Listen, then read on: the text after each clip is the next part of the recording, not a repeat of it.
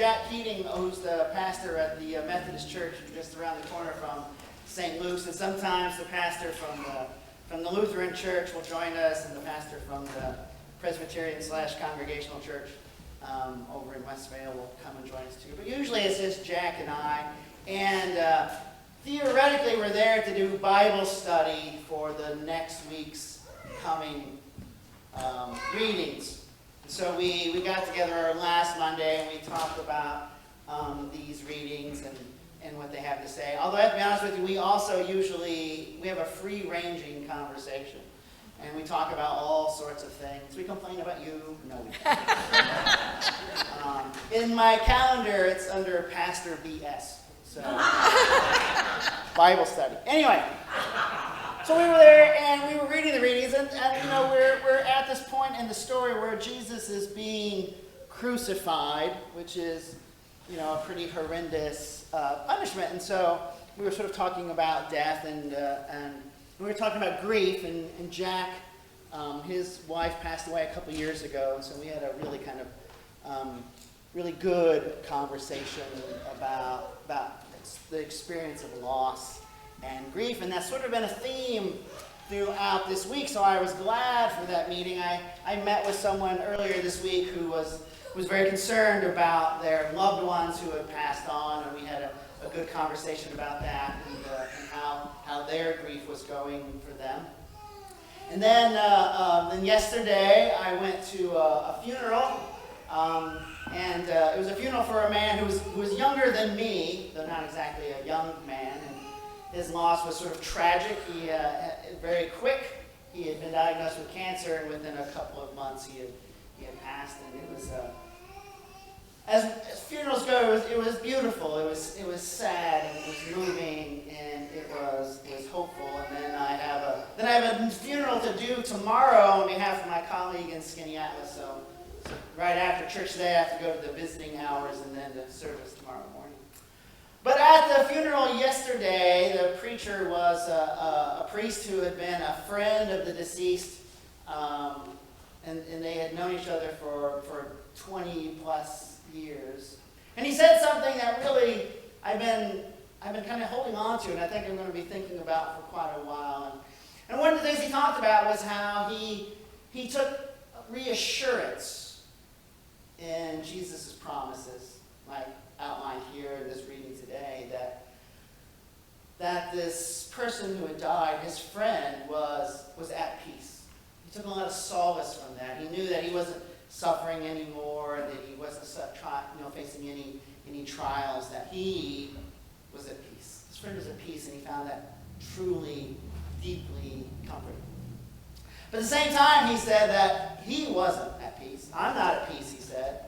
And I think that's true of our experience. When I think about my experiences of death and loss of people who were near and dear to me, that there is great comfort in knowing that they are in God's eternal care and that they are at peace. And at the same time, I myself was often not at peace.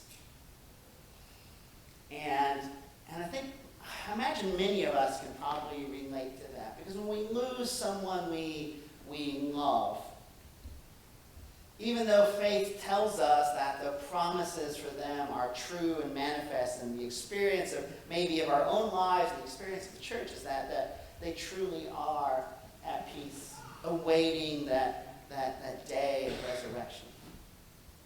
And yet we still are in turmoil. That for many of us, that when someone we love is lost, there's a hole of their shape in our hearts that never truly, I think, is filled. Maybe it's scarred over a little bit, and maybe the weight of grief that we once experienced is easier for us to bear. But I don't think that ever really goes away. And I've been thinking about that a lot, because this is kind of funny, but we cling to life. Despite the promises of what awaits us, we still cling to life. Right? There's a Kenny Chesney song, and then one of the throwaway lines is, "Everybody wants to go to heaven, but no one wants to go right now."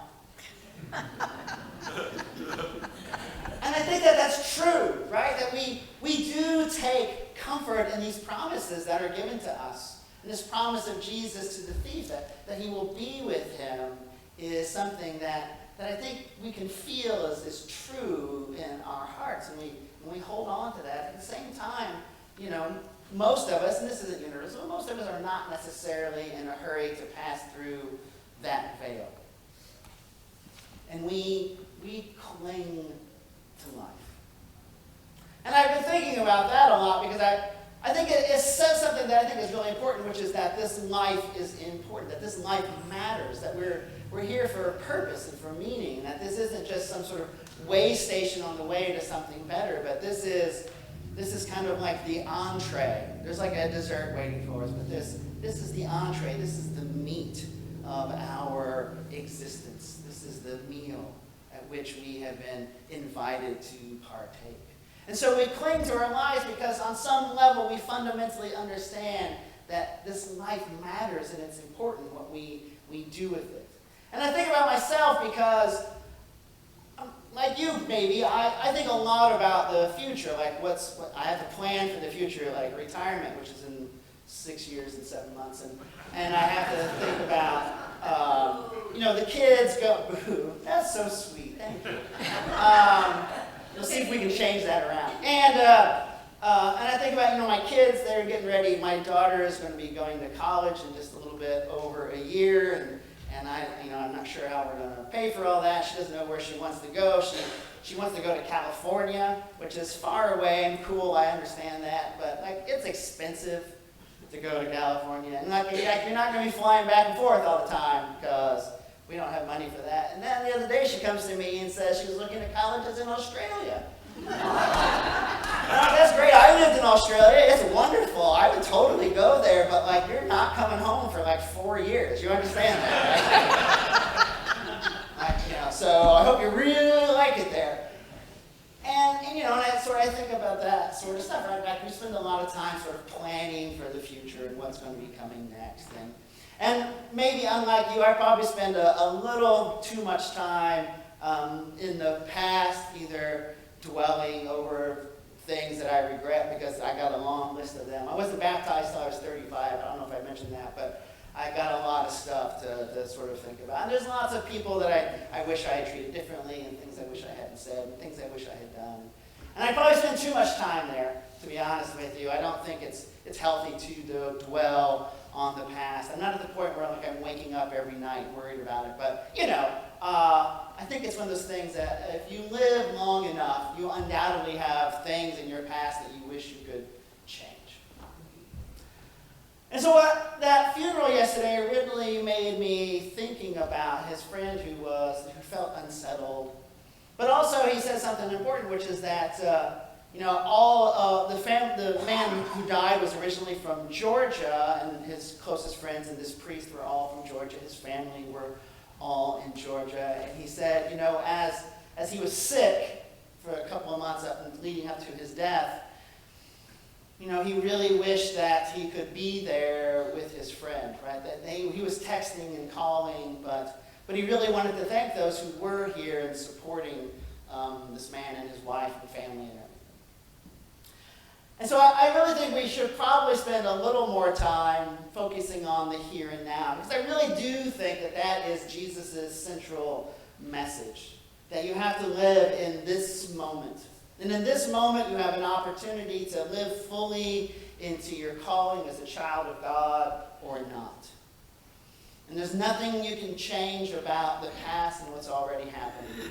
And the future truly is unknown. We can plan for it as best we can, but, I've lived long enough to know that very little of what I imagined about the future turned out to be true. I remember being about 15 or so and thinking ahead to the year 2000, because that seemed very futuristic, 2000. And we'll probably have bases on the moon or something. And this is what I thought to myself, gosh, in 2000, I'll be 33. I'll be too old to do anything. Because that's how 15-year-olds, my life was going to be over at 30. And really it hadn't even started in 2000. That's a year after I met my wife. So lots has unfolded. So we're not very good at predicting what's going to happen because who knows what's going to happen in the future, and there's nothing you can do about the past. And so I think the best we can do, and this is what Jesus says, is to be fully present in this moment, be fully alive in this here and in this now. And don't put off doing the good things that we want to do in the future or reaching out to the people we want to talk to in the future, but to do those things now. To be a good neighbor today. To love one another today. Because that's all we really have. We only have this moment. The past is a country we cannot revisit. The future is a ghost that we don't know what's going to be. We have today. And as Christians, we have this promise that even though the future is unknown and unknowable, we also have a promise that it's something that we can anticipate and look forward to, even if we're unsure of exactly what that is. That the promises that Jesus has given us, that God has granted us through our salvation in Christ's atoning sacrifice, means that we can be fully alive to this moment. That we can be fearless and bold and courageous in our loving action because we have these promises, this assurance that we will be with Christ in paradise. And that we have been giving those promises for that very reason, so that we might be God's loving agents in this world. That we might reflect the glory that has been shown us into the world around us, so that the dark corners might be lit up and that the evil might be pushed back and defeated. That we can be the people who are fully alive today. And by doing so, we build the future that we hope for. By being people who live in hope fully right now, our hopes become realized in the days to come. That the future that awaits us, whatever the world brings our way, is one of glory and love.